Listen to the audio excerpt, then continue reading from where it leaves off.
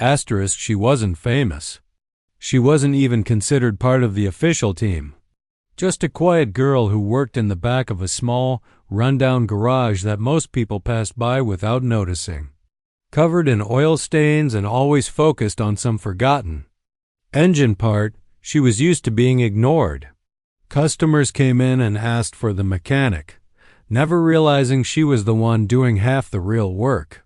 Her hands were strong, her eyes sharp, and her ears trained to catch the smallest misfires others missed. But she never corrected anyone. She just kept working. Asterisk, she didn't have a degree or fancy certifications.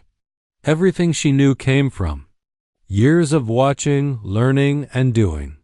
She grew up around machines, listening to the rhythm of engines like others listened to music. The garage owner had given her a chance when no one else would. Since then, she had been there every day first to arrive, last to leave, always willing to learn. People underestimated her, and that was fine. She didn't need attention. She needed engines to fix. Asterisk, over time, she started doing more than just assisting. She rebuilt transmissions, tuned engines, even diagnosed complex issues veteran mechanics struggled with. Her solutions weren't flashy, they were effective. Quietly, the word began to spread. Some said the girl at the garage could make dead cars breathe again, but she didn't seek fame or social media posts. She liked silence, the feel of tools in her hands, and the satisfaction of turning the ignition after a job well done. Asterisk, then came a morning that changed everything. She stepped out of the garage as usual, wiping her hands on an old rag, unaware that her ordinary routine was about to meet something extraordinary. A flatbed truck approached carrying a car hidden under a protective cover. The garage owner looked surprised. The delivery wasn't scheduled. When they removed the cover, even the local mechanic stood in silence. Asterisk, it was a McLaren, one of the most complex, high-performance machines in the world, and it wasn't just any McLaren. This one had been declared non-repairable by the company's own engineers. The vehicle had suffered a critical failure in its control system, affecting both mechanical and digital functions. It had been transported across states through teams of specialists, each of whom failed to bring it back to life. No one could figure out the root cause. No one, until now, thought to try something different. Asterisk, she didn't act surprised. She didn't smile, panic, or pose for photos. She simply walked forward, asked to see the report, and then requested the hood be opened. Her mind went to work immediately. She didn't rely on computers. She listened. She examined.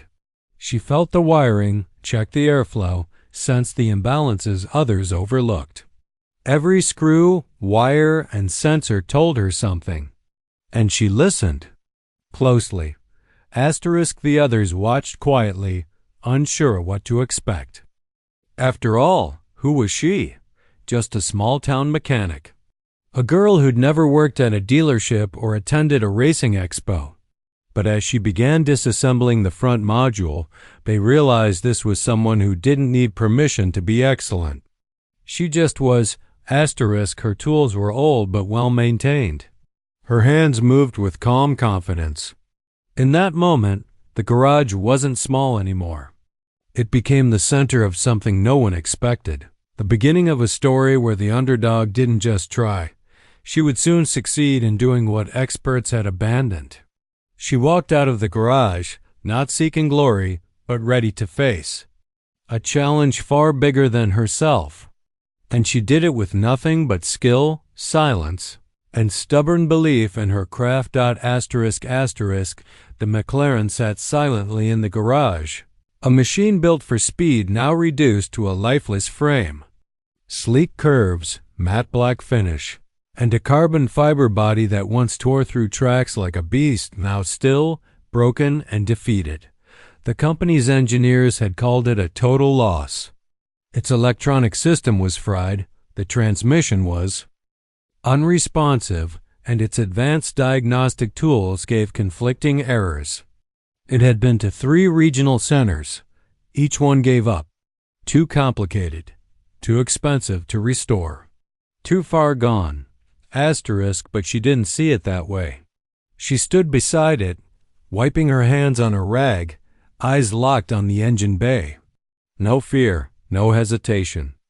Just calm curiosity and total focus. She asked no one for help. She opened the hood, ran her fingers along the wires, and began with the basics. She didn't rush. She didn't assume. She observed.